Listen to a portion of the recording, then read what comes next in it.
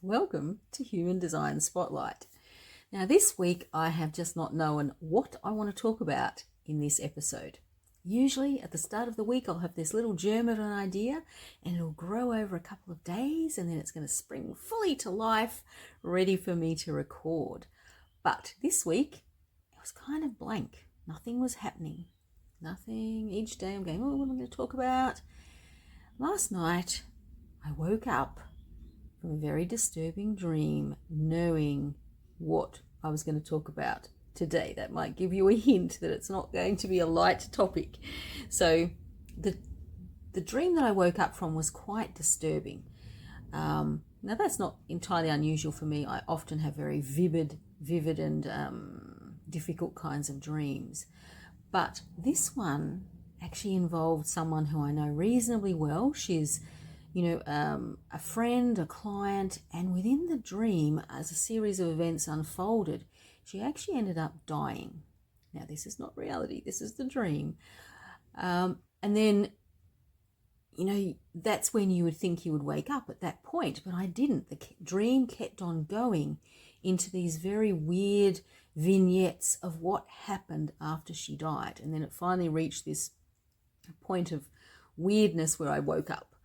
And as I woke up, I had this knowledge that today I had to get up and actually talk about human design and children. Now, that is what I'm going to be talking about, but perhaps not in a traditional sort of sense. I may challenge your thinking a little bit in this particular episode. So some of what I'm going to say does come from traditional human design, but other things come out of my intense frustration after many, many years as a teacher, observing and seeing what our education system is doing to our children. Now, I am not a mother. I chose not to become a mother, but I can speak from my own observations, from what I've seen with children across all ages, and this is just my thoughts, okay? So let's start with Ra Uru Hu, the founder, the mystic of human design, who always said something about human design being for the children. Now, he said that originally around 35 years ago, but there's this feeling that his words are actually now coming to fruition at this point in time. But in any case, whatever he was speaking about, it was more of a future focus because we can only have an impact on our children through knowing ourselves and knowing our own designs. All right, so let's get into some of my opinions and thoughts. So my first one is that I believe more than ever that the only true way forward for us as a human race is by teaching our children in a different way. So some of that is about going back to more ancient ways of dealing with our children, where there was this true connection built up not only with the immediate family members, but the extended family and the tribal members. So it really was, not just one person, two people bringing up a child. It truly was a community that brought up children. I think we need to return to that idea a lot more. So there's more connection. But we also need to do things in a different way. So we now have the capacity when a child is born to know at that point what their human design is. So we know how they're designed to operate.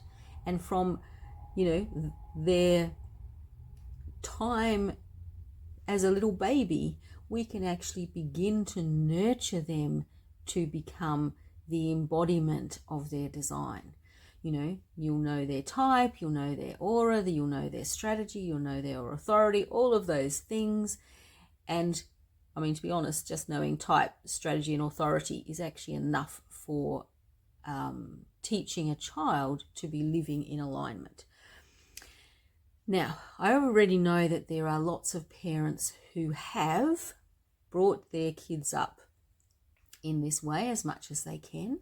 And there are certainly some that I hear on podcasts and around the place who are doing so now. They're starting at this point, which is great because you are setting a wonderful foundation for your children. Things start to go wrong, in my opinion, when it's time to send children off to school. Now, schools are not places that accept true differentiation. No matter what the school says, it's bullshit, okay? When a child comes in, if they can't sit in their seat and focus on their work, whatever that is, and there's, ranges of different ways that you can teach where it's not necessarily just sitting, but it's that concept of here you are in this box, you have to fit into this box. If your child does not do that, they are outside the norm and they need to have a label.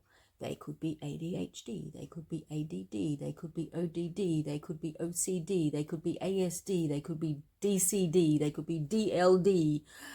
I could go on. They're some of the more common ones. But hopefully you notice that all of them ended with the letter D. The letter D stands in every single case for disorder. In other words, the school system is telling you and your child that there is something wrong with them. Now, in human design, that just doesn't fit. Human design, amongst other things, is about the science of differentiation.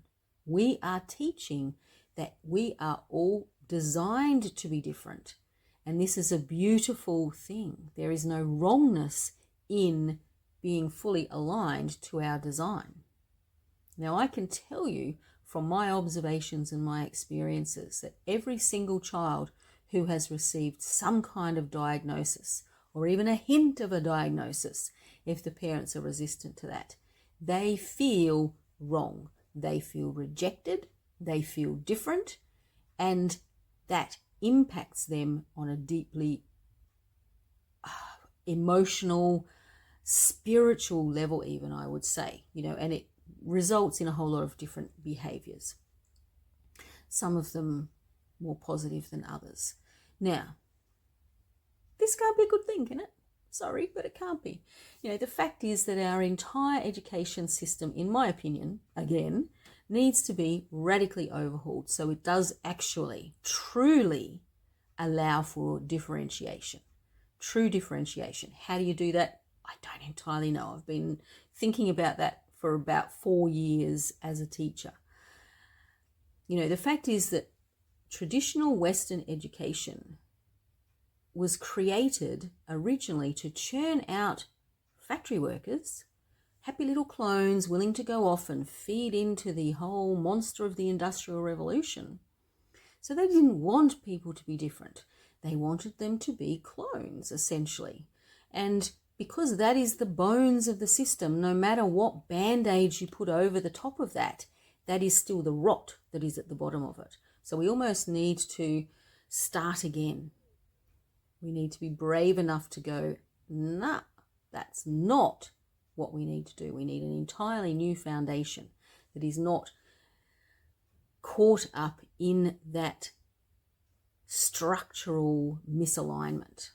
Kids come in, MG kids, they come in being their MG wonderful selves, and they just don't fit in the way a traditional, even semi-traditional, or even modernistic kind of educational classroom wants to work, where they don't know how to deal with that kind of energy. They're usually the first ones that they try and get a diagnosis for. Projectors are often marginalized, seen as a weirdo, unless they hide that, unless they start to mimic their generator, peers. Reflectors, wow, how overwhelming to be in a classroom with so many different energies. And of course, if they're in the wrong kind of classroom, they can have the year from hell, literally. Generators often are seen as, being the ones that are going to be the good little person in the class, blah, blah, blah. But think of the pressure on a generator to perform and please and do the right thing instead of being able to do their own focus and their own idea. Manifestors, they're the ones who will often have like an ODD kind of label because, in theory, we want to be all manifestors, but let's face it, it's not great in somewhere where there's, your little box. They are not going to fit in the little box. And sometimes that can even be at home.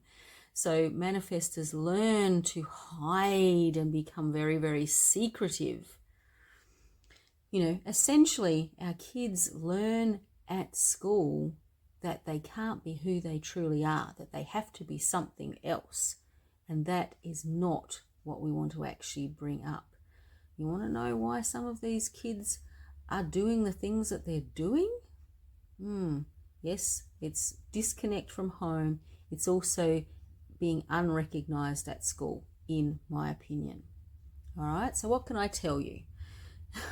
Other than the fact that we need to blow up the school system. But, basically as adults, the best thing that we can do is to take the responsibility of being a living example to the children in our lives of how to live in alignment, to really know who we are and live in alignment with that.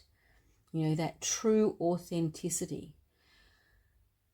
These kids being born now are our future, and we really should be giving them the best start that we can. They deserve to be allowed to grow up fully in their own embodied energy to create a much better potential future. All right, that is me signing off. Thank you.